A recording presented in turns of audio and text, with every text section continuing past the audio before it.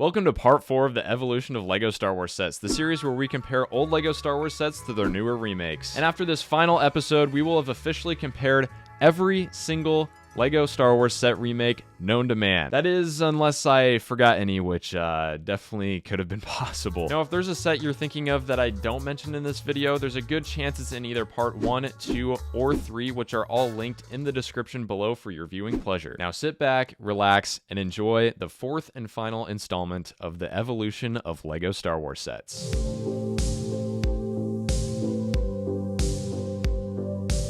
First up is the Flash Speeder from the Phantom Menace, which was only made twice, once in 1999 and then again in 2015. I was never really a fan of this vehicle, but the 2015 remake absolutely crushes the 1999 version in every single way possible. The Hailfire Droid is one of the few cases where I think the oldest set is the best one. It released in 2003 and looked amazing. It was pretty much entirely a Technic build, which actually worked really well for this vehicle. Another one came out in 2008 and it was much smaller. And fun fact, this set actually came in 2 different box art styles. Finally, the most recent remake released in 2016, and I'm sorry, it just looks really bad, especially since the 2 sections of missiles on the top are literally just spring-loaded shooters. But on the bright side, it did come with a really cool clone lieutenant. This might just be the best LEGO Star Wars UCS set ever made. Yeah, no kidding. LEGO just revealed the UCS Venator class Star Destroyer, and oh my goodness, does it look absolutely beautiful. He's pretty, SpongeBob. And when I first saw this set, I was like, whoa, that's a UCS Venator.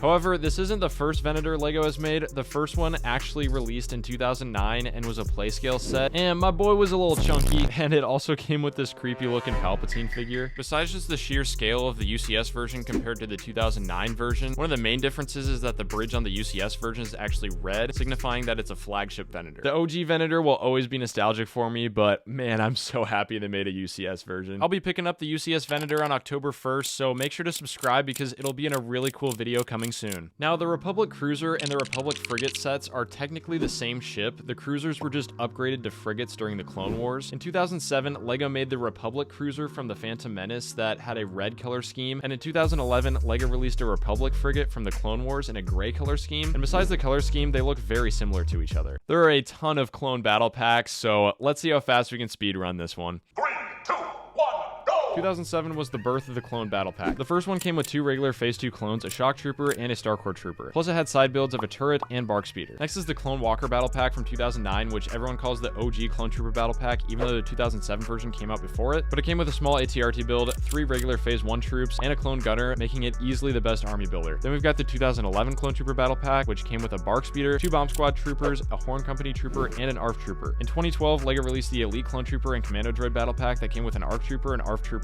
and 2 commando droids. A year later in 2013, there was a Clone Trooper vs. Droideka battle pack that came with a command station, a regular phase 1 clone trooper, a clone sergeant, plus 2 droidekas. In 2014, we actually got 2 clone battle packs, one with 2 12th troopers and another with Kashyyyk troopers. In 2015, we got a Geonosian troopers battle pack, and then in 2018, there was a Jedi and clone troopers battle pack that came with Ki-Adi-Mundi, Barriss Offee, and 2 phase 1 clone troopers. Now, the original 501st battle pack from 2020 wasn't a true battle pack since it was $30 and came with 2 builds and 6 minifigures instead of the usual 1 build and 4 minifigures, but I guess we'll still put it in here. The true 501st battle pack came out in 2023 with a 501st officer, 501st specialist, and 2 501st heavy troopers. And last but not least, we have the 332nd trooper battle pack that just released in August of 2023, which comes with a Swamp Speeder build, 3 332nd troopers, and Captain Vaughn. And that rounds us in at 12 battle packs, folks. In 2013, LEGO released the Clone Trooper vs. Droideka battle pack that we just talked about, and it came with a command station as we see in Attack of the Clones. And as a matter of fact, LEGO released another Clone Trooper command station set as a minifig pack in 2022. It came with 2 regular phase 1 clone troopers as well as a clone commander. Speaking of Star Wars minifigure packs, this is just a new thing that LEGO's trying out, right?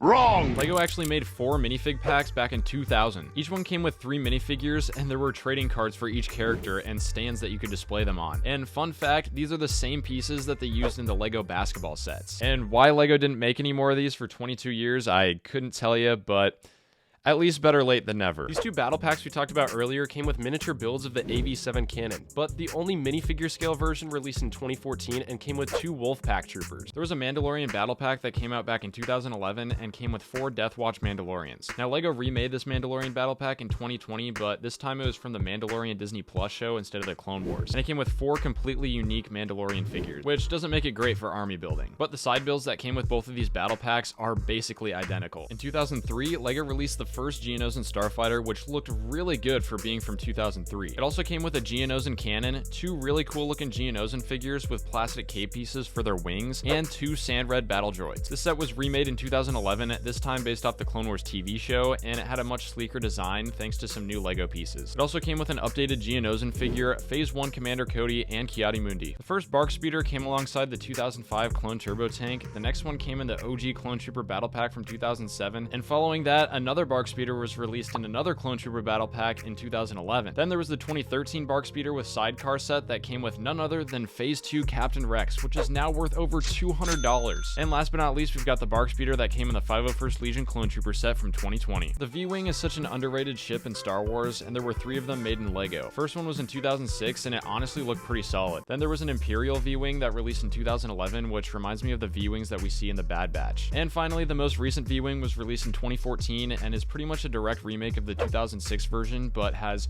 you guessed it, updated building techniques and a sleeker design. There are a total of 3 LEGO Corporate Alliance tank droids that have been released, and the first one came as a part of the Wookiee attack set from 2005. It had this unique light blue and neon orange color scheme that actually looked kind of cool, but was super inaccurate since it looked nothing like the ones in the movie do. The next one released in 2009 and looked normal, and the final remake was in 2013, and it's the only one that doesn't have printed dish pieces for the sides of the tank. But it did come with the first updated Jango Fett minifigure since 2002. In 2008, LEGO released the first Droid Gunship, and honestly it looked pretty solid, and it's the biggest of all the Droid Gunships. The next remake was in 2014, and it utilized updated pieces and building techniques, which made it look a bit better. And then finally, the 2019 version is technically the smallest of all of them, but it looks super clean and tiled off. Next is the AT-AP, and the first one came out in 2008, and it looked pretty darn good for the time. It came with 2 shock troopers, had a retractable front leg, rotating turret, and compartments you could open up and put your figures inside. The next 2 remakes had pretty much the exact same features, but the 2014 version was the first to introduce spring-loaded shooters, and it came with a great minifigure selection including Commander Gree and Chief Tarful. The 2019 version looked nearly identical to the 2014 version. What's the difference? And also came with Commander Gree, but had a bonus Kashyyyk Trooper and Chewie as well. Not gonna lie, I can't tell the difference between these 2 sets. She's getting out of hand. Now there are 2 of them. The first Yoda Starfighter released in 2017, and fun fact, it used the same cockpit piece that's used for the LEGO TIE Fighter sets. The set was remade just this year in 2023, and out of all the sets LEGO could have made for the 20th anniversary of the Clone Wars, it was this one.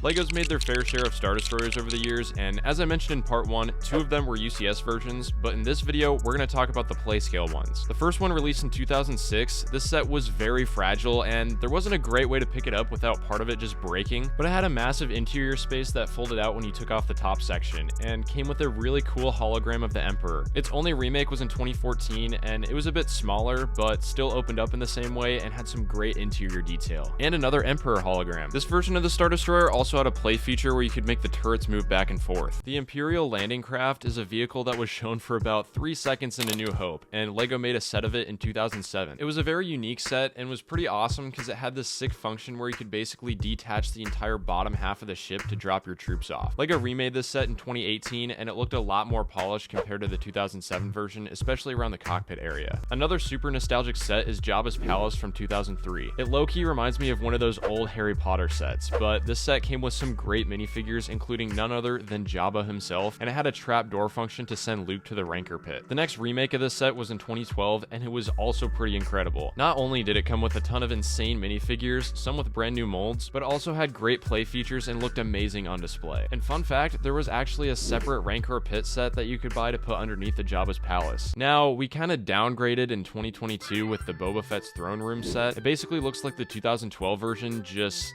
squished. It doesn't have the roof part on the top, and the tower isn't nearly as tall as it needs to be. Besides that, the set comes with some great exclusive minifigures, and Boba's throne looks awesome. Speaking of Jabba, the first version of his sail barge released in 2006, and this is another case where I like the older version better than the newer one. The 2006 version just had so much going for it. It came with a desert skiff and Sarlacc pit, plus it just looks more accurate than the 2013 version in my opinion. The 2013 set wasn't bad, it's just not as good as the other one. Alright, now we've got the A-Wing, and this set has been made a lot, so I'm gonna go through these pretty quick. The first one was in 1999, and it was remade in 2006, 2013, and 2017, which that one looked amazing since they finally figured out how to angle the wings. The 2019 one was for the Rise of Skywalker. Also in 2019 was the Juniors A-Wing, and it's probably the best looking Star Wars Juniors set. And finally, we've got the 2020 UCS A-Wing. The biggest improvements on the A-Wing were definitely between the 1999 and 2006 versions and between the 2013 and 2017 versions. The first LEGO B-Wing released in the year 2000, and the B-Wing itself didn't look too great, but the set was still really cool because it came with a command center build. It was remade in 2006 and looked significantly better and beefier than the 2000 version, and though it didn't come with a command center, it came with a maintenance stand that holds up the B-Wing. In 2012, LEGO made a UCS version of the B-Wing, and it was at a much larger scale than the previous B-Wings. And fun fact, the piece that they used for the cockpit is the same one that they used for the Jedi Interceptors. The most recent B-Wing set came out in 2014, and though it arguably looks better than the previous playscale versions, the set didn't come with a maintenance stand, command station, or any other side builds. The first version of the Mos Eisley Cantina released in 2004, and man, I love this set. Even though the build of the Cantina itself isn't amazing, it came with Luke's land speeder, a really cool molded dewback, and even Greedo with arm printing. Even the newer Cantina sets couldn't include all that. 10 years later, LEGO remade the Cantina, and it definitely did the original one justice. The Cantina section could fold in and out for storage and play access. It also came with a dewback and land speeder just like the previous version, and the Biff musicians that play the Cantina music were a great addition to this set. In 2018, LEGO made another Cantina, and it's probably the worst one just because it was so small and came with less figures. Now, it's kind of hard to compare this one to the other Cantinas just because of the sheer scale, but the 2020 Master Builder Series Cantina is so cool, and if you haven't picked it up yet, I would highly recommend doing it pretty soon since it comes with a ton of exclusive minifigures and is going to retire soon. The first LEGO set that came with Yoda's hut was actually the 4502 X-Wing fighter set from 2004. The main build was obviously the X-Wing, but it included a side build of Yoda's hut, which was actually pretty cool. In 2018, LEGO released a set of just Yoda's hut, and it looked way better than the 2004 version. Finally, LEGO released this Dagobah Jedi training diorama set for adult collectors, which has an insane amount of detail and even comes with a wing of Luke's X-Wing sticking out of the swamp. What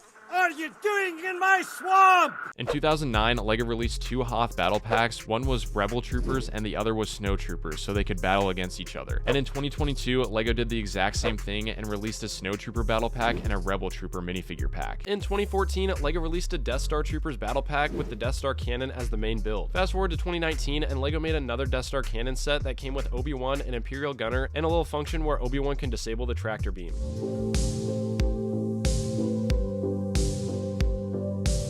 To my knowledge, the only sequel set that has been remade is Kylo Ren's Shuttle. The first version came out in 2016 with all the other Force Awakens sets, and it was horribly inaccurate because LEGO went with a gray color scheme instead of a more accurate black option. However, LEGO mended this mistake by releasing an updated Kylo Ren Shuttle in 2019 that was far more accurate, and the wings actually folded out this time too. The LEGO Star Wars set that, without a doubt, had the least amount of improvement between remakes is the Playscale Death Star. The 2008 version was awesome as a playset and had different sections in the Death Star where you could reenact certain scenes from the original trilogy. It also came with an insane amount of minifigures. It was pretty much carbon copied in 2016 with very minor differences, and all the minifigures were updated with new molds and prints. LEGO also hinted at the release of the UCS Millennium Falcon on the box art of this set. Oh yeah, and also LEGO decided to label this one as a UCS set for some reason. What? LEGO just released a set of the Ghost based off the Ahsoka Disney Plus show, and it's a beautiful looking set. However, the first version of the Ghost came out in 2014 and was based off Star Wars Rebels, and ever since it retired, it's been going for an insane amount of money on eBay. So yeah,